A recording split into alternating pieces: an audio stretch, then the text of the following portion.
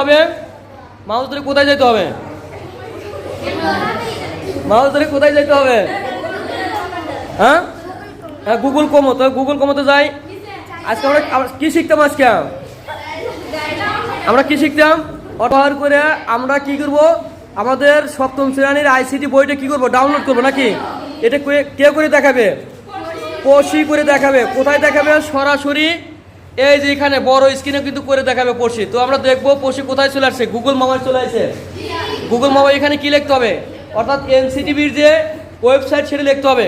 আমরা বই অলরেডি সপ্তম শ্রেণীর বইটা হাতে নিয়েছে পড়শি কিন্তু হাতে নিয়ে সে চেষ্টা করতেছে যে আজকে কীভাবে বইটা ডাউনলোড করবে একটু দেখাবে। এই যে আমি একটু দেখাই, এই যে পড়শির বইটা দেখে সমস্যা নেই, আমরা সবাই একটু প্রথমে দেখে শিখবো, ঠিক আছে?